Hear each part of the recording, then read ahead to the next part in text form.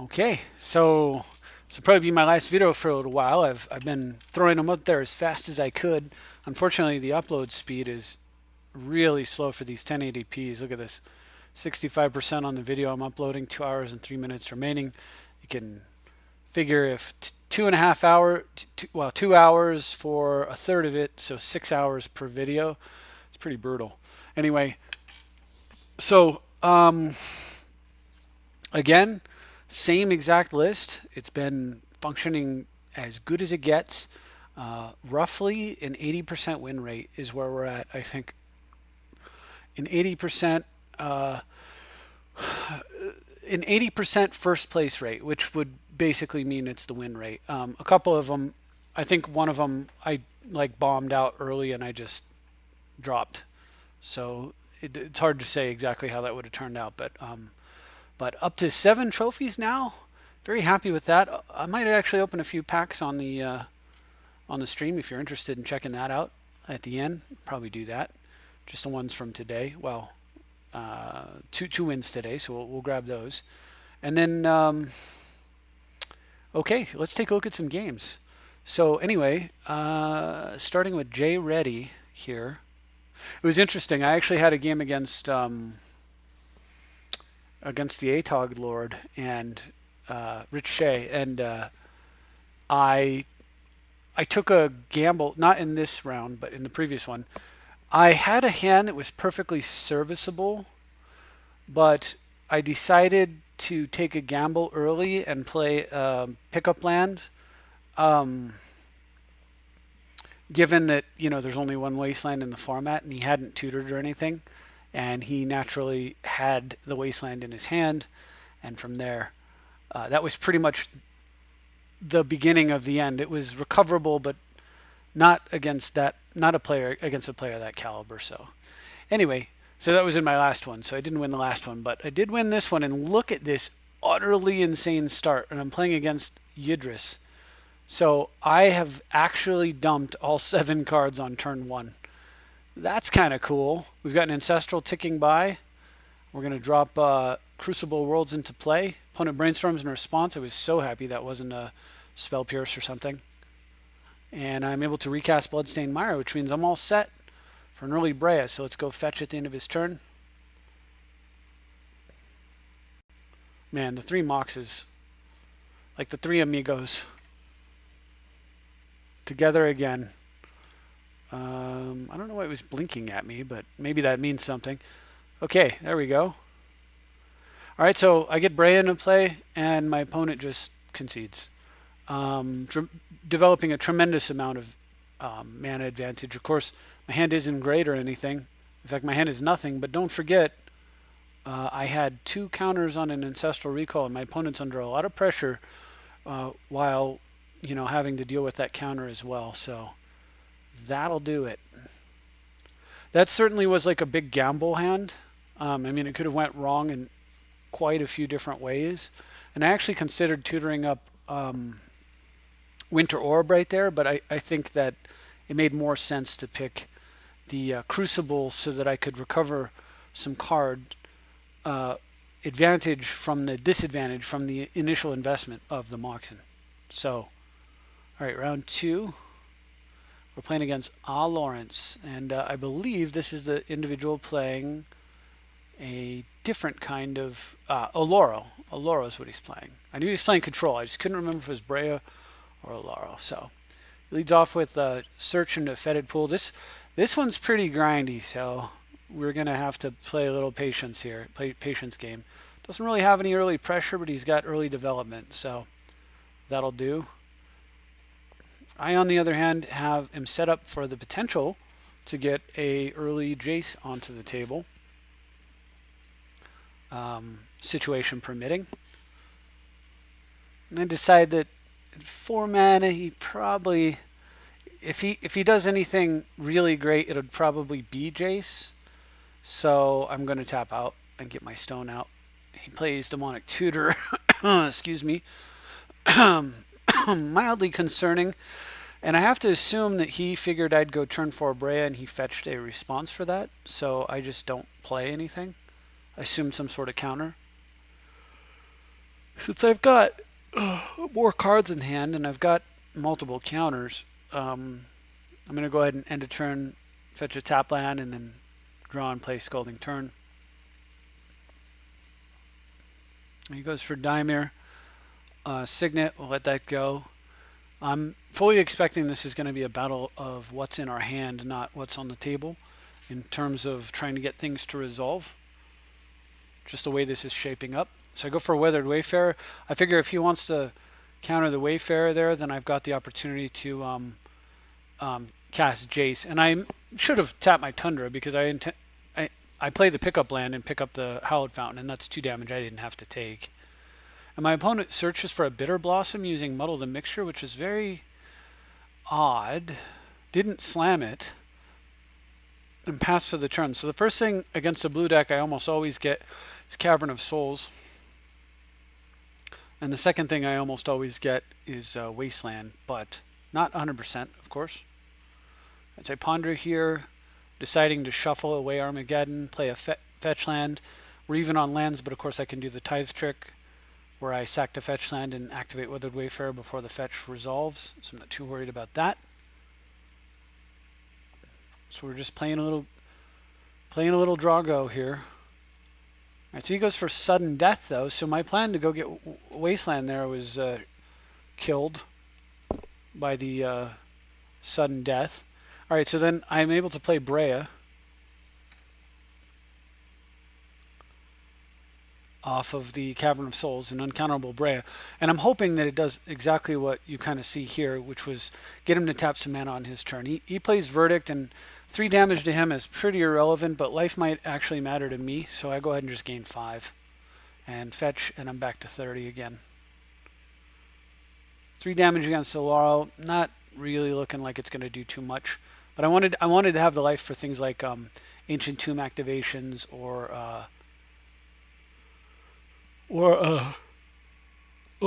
Dark Confidant. So I played Jace, and he doesn't even fight me over it, but he's got a Rift end of turn, so maybe that's why. I think I probably made a misplay there. I probably should have just started a little tussle over that Jace being in play. But I decided to let it go. Play Crucible. And DT, I believe. I've got so many cards in hand. For Force, now I can make use of that Supreme Verdict if I'm not casting it. Excuse me. So the plan is to play Jace next turn. He makes my plan even more straightforward by playing his Oloro. I think, and Mox is a really nice top deck. Of course, I'm playing lines from the graveyard. I'll go ahead and play Jace and decide, you know what, I'm not going to force with the Verdict or bounce with the Jace. I'll take my cards, fetch to shuffle them away, and then go ahead and just Verdict here. So we'll clean that out, and I'll float an Ancestral and say go. With 4 mana up, that's 2 counter spells and a Force of Will. He goes for Click. I got a hard counter for that. He's down to 4 cards in hand. The only thing is, okay, so then he goes for his Bitter Blossom. And I think about it for a little while and decide what I'm going to do is I'm going to remand it. I want to get him to tap more mana down and actually remand into Merchant Scroll. I was planning to muddle. So he then uses the opportunity to slam a Skull Clamp. So he's got Bitter Blossom, Skull Clamp, which is, you know, quite the combo, but I've got tons of mana, so we're going to Merchant Scroll and go get a Mystical Tutor, and activate Jace afterwards so that I can get the card I want, which in this case I believe is Vindicate. Yep. And go ahead and Vindicate that. And I keep Brainstorm because it's Force of Will fodder. I'm going to shuffle away the Tithe in case I decide to Brainstorm. I'd like to see new cards. And you can see how this Crucible is just crushing him in terms of card advantage. Alright, so I go for Enlightened Tutor. This is kind of an interesting series here. So I go for ET, and he Spell Quellers it, which is an odd use of... Spell Queller's best use is on a counter spell, because that way, if they kill the Queller, they can't really do anything with the card. But he gets a Tutor, so I just play Uncounterable Breya. I think he has a removal spell in response to the birds. I go and just counter the removal spell because he's low on cards, and I figured it was pretty safe. Jace up and pass for the turn. And then my opponent, I go ahead and play a fetch land, sorry, and then pass for the turn. So he tries to clamp his guy, and that was the cue I was waiting for. I go ahead and kill it and Enlighten Tutor. And in this case, what did I fetch? Let's see. So my opponent casts Batterskull, which I let it go for now. Because the card I fetched was Vedalken Shackles, which he knew about. So I was it was a little bit of a head scratcher here. Play an uncounterable Dark Confidant, use Jace. I now have the option of Force Willing with Treachery as well. Use a fetch land with a picture of Jace on it because my client is funky. And play Shackles. Take the Germ and attack. Now, of course, I understand he can bounce it, but I mean, if he wants to spend 5 mana, 8 mana per turn in order to make me spend 2 mana per turn and accomplish nothing, I'm going to let him. Yep, so he picks up Batterskull.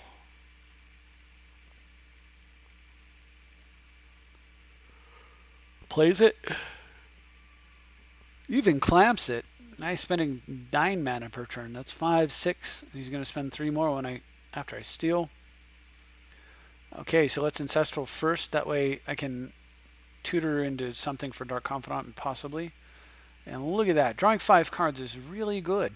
So I play Dak, but I can't Dak, and then I Jace and play a Mox. So I can't Dak the Batterskull. He'll just pick it up. So I'm just going to Dak away his mana in order to make it harder and harder for him to play this little Batterskull game. And of course I replayed a fetch land from the graveyard after stacking the top of my library. Look at my hand. It's just nuts, right? And he plays Deluge, and I'm like, okay, whatever. I'll just replay Breya. The only bad thing here is I've got to be a bit careful because I'm running out of time. Alright, so I impulse into a Signet, I believe. Yep. And then Jace, find a Jeweled Amulet and a Spell Pierce. And then I notice that red glowing clock over there. So I just throw away amulets. I don't really have time to play them and don't really care anymore. Fetch, and of course my fetch lands always have a picture of the last Planeswalker I've used for no reason at all. Fetch again. It's taking some time. But notice he didn't play Batterskull last turn, so I'm not quite sure what that was about. But I figure it means that there's probably some sort of fight about to happen over this Breya. Of course, it's uncounterable, but that doesn't mean he can't fight me over it in other ways. So he Cryptics it just to get a card. I mean, at that point, you might as well just bounce something, right? Why do that? I don't understand it at all. And since we're so low on time, I'm going to go ahead and Yogwill here. Spell Pierce is counterspell, which completely taps him out. And that's exactly what I wanted, since he was running that Cryptic out there. Since he did that Cryptic play, he tapped too much mana on my turn, so now we punish him. We're going to DT and slam Winter Orb. And now I have 3 minutes left to try to win. Alright, so I'm trying to do this as fast as I can. It's very, very challenging, actually, to try to do all this in a limited amount of time. Alright, so I Dak and Jace combo, throwing away trash that I don't have time. Like land tax, if you're short on time, you got to right click and always yield and say always no. There's just no time. Charge up a Jeweled Amulet, pass, okay. I'm going to steal another one of his artifact mana. Smash Face, smash Jace, pass for the turn. I'm now in plus up Jace mode because, I mean, I can't do it. I can't do it. My hand's so full. I can't do anything here. Now, normally I'd be able to just like, with this many artifacts in play, every 2 artifacts is an Incinerate to your opponent's face, and I would happily use them, except with Oloro's life total at turn 20 or whatever we are at, that's not really going to do too much. So instead, I have to just try to get there with commander damage. It's probably the only game where I was happy about commander damage. I think commander damage in general is kind of stupid. It always feels terrible too when you're playing Oloro. How much damage could I have done now that I have time to think about it though? Let's see. I could have done, assuming I have enough artifacts for all this, what's this? Every 2 artifacts is 2 mana, so that's 3 damage, 6 damage, 9 damage, 12, 15, 18. So yeah, I mean, I could have done 18 damage, but that's just not, it's not really getting there. Okay. Anyway, fortunately, victory is attained. So, oops, how do I, somebody said there was a way to,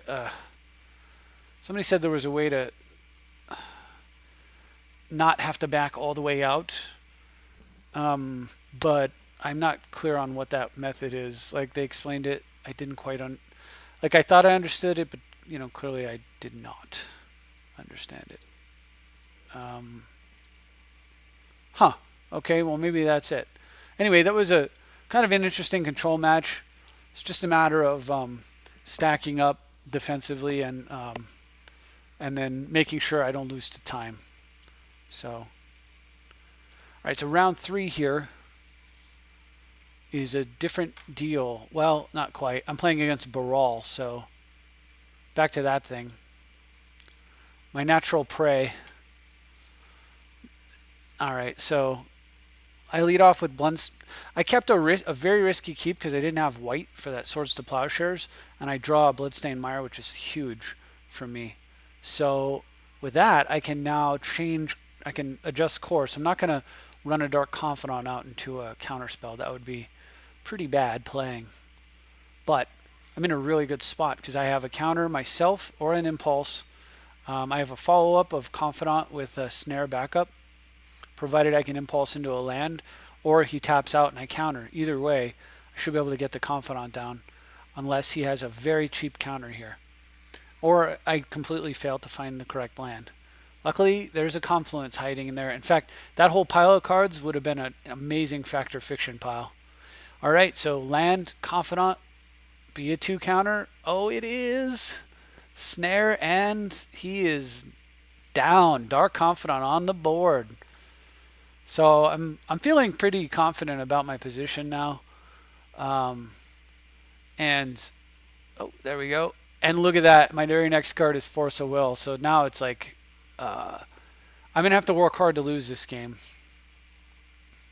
So I take a bit of a chance here. But the thing is, my thinking is, I left Confluence up. So if my opponent were to, so he Fact or Fictions, I'm going to let it go actually. I separated out lands or spells, and he actually takes triple lands. So now I'll track the next 3 land drops. So I did it this way because if he goes Baral, yeah, so I can end of turn Swords, but if he went Baral Polymorph, then I Swords in response. He probably counters it, and then I force. But without him doing that, I'm going to go ahead and Scroll Rack and put a Badlands on top of my deck. And then I play Chrome Mox Imprinting. A lot of times I like Remand, but in this position, I can't remand the Swords back to my hand when he tries to counter it and then recast it, so I don't plan to use it. So I put that under the Chrome Mox. And here I deprive, and I've got 1 mana left, and I deprive picking up Mana Confluence, and then I put Mana Confluence on top of my deck for Dark Confidant to improve my confidence rather in the outcome of this game. So he's going to be picking that up for me any moment now, provided I don't just immediately lose right here. He could always animate Nexus and try to win.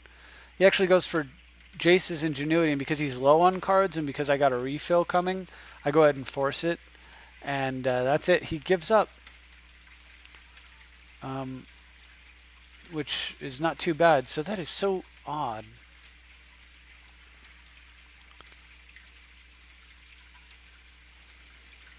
I'm going to try to remember what I think he said minimize afterwards. So we'll try that. All right, so here's a game against degenlolz. Degenlolz. And we'll try to dig into this game here as soon as All right, there we go. So my opponent wins the die roll. He's playing Animar, and I remember this being a rough one. He gets Wild Growth, and I have a keep that was much stronger if I were going first, but it's okay. The Mystical Tutor certainly made it a little bit better. I think for a bit and decide I'm not going to Mystical, and I actually draw Jeweled Amulet, which is fantastic. So I'm able to go Talisman, Amulet, Charge the Amulet, which is a real nice, allows me to catch back up on the mana, because he's going to have 4 mana this turn, and I'll be able to have 5 next turn, which means I could potentially cast Breya plus Disrupt or Tutor. Alright, so he's doing what that deck does, which is spamming creatures. So the Mystical Tutor is kind of like part of my long-term strategy to deal with this. So I go ahead and charge the Amulet and find myself a... I don't know if... Did I have it? I must have found a Cavern of Souls right there, which is a fantastic rip. Alright, so Breya's down. Should slow him down a good bit. I decide to just chump a Thopter, because I'm actually planning on sweeping the board. I just want time. And I am gonna, however, apply a little bit of pressure with Breya. I could see him attacking with all but the Elvish Mystic, but probably not the Mystic, so...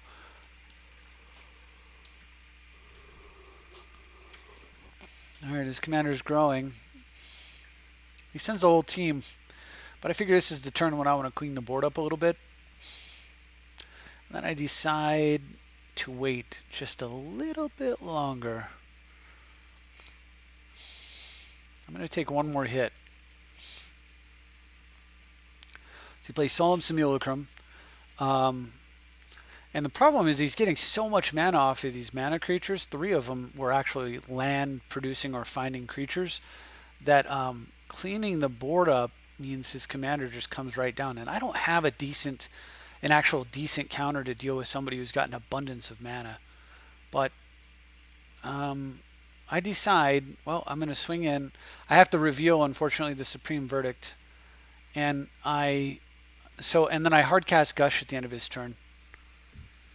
Alright, so the Verdict is there, and I drew Yawgmoth's Will, which is really, really nice. I'll bring up my graveyard. There's a Gush in the graveyard for Yawg Will, along with Supreme Verdict. So if I can just make sure Yawg Will resolves.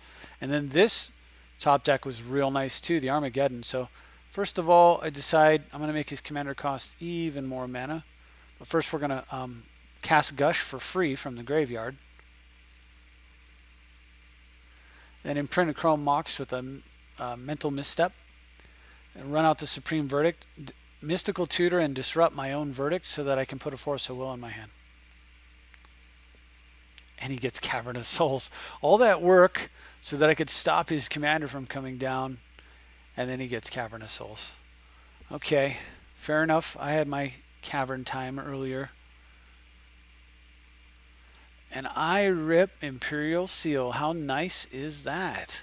So, with Imperial Seal in my hand, and having not played a land yet, I believe now's probably the time when we pull the trigger here. And I go ahead and float a bunch of mana and blow the world up. Imperial Seal, play a land and say go. He hits me with Animar. I charge Jeweled Amulet and play a land, and here it is. The card I tutored for. I'm struggling for some reason to cast it. What is going on over there? Are we bugging out? There's some way I can cancel this?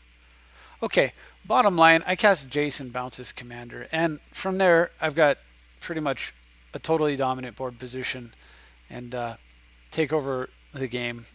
I start using Jace every turn. On the next turn, I play Cavern of Souls, cast an uncounterable Breya, tapping out, but who cares? And then from there, I've got Force of Will back up and Daze. And I believe I daze whatever his play was. I daze it, and then on my turn, Jace, and I've got Breya running. He has nothing, and that's a game. So I would have liked to have seen the rest of that, but we were clearly bugging out. I don't know what Magic Online thought it was trying to do there. All right, last one. Maybe someday I'll remember that there's some way you can minimize without having to go through that long process to bring up the next game. But that day apparently is not today. All right. And look at this sick opening. My opponent's going first. Oh no, I'm going first. Sorry, I lead off with Scalding Tarn. And I had a thought about what I was going to do. My opponent's playing the partner Green Blue and Vial Smasher. And then I top deck Weathered Wayfarer. My thought changes. That is outstanding. So let's run that onto the table and pick up a land. So my start looks somewhat unassuming. It is about to get pretty gross. I go fetch myself an Ancient Tomb, play Ancient Tomb, cast Grim Monolith, use Grim to cast Vedalken Shackles, and activate my last land and steal his bird. My opponent, on his part, he kills the bird. I guess that's the word. Anyway, so he swings in again. Fine. I mean, I've got Shackles out, right? And I have Weathered Wayfarer, so it's not like I'm going to miss island drops anytime soon. So I go ahead and search for first card you get against blue, which is Cavern of Souls.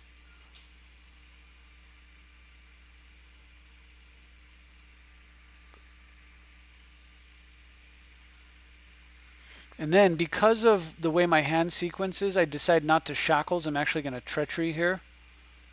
My opponent evasive actions it. I deprive that. This is a little bit risky and everything. It works. Oops, sorry about that. Which allows me to untap my lands, and then I could Weathered Wayfarer here. Ha ha ha. No. Armageddon. And my opponent just scoops. It's a pretty, I would say, dominant board position. I protected the Cavern of Souls with the pickup land. And as soon as my opponent plays another land, of course, I can Weathered Way.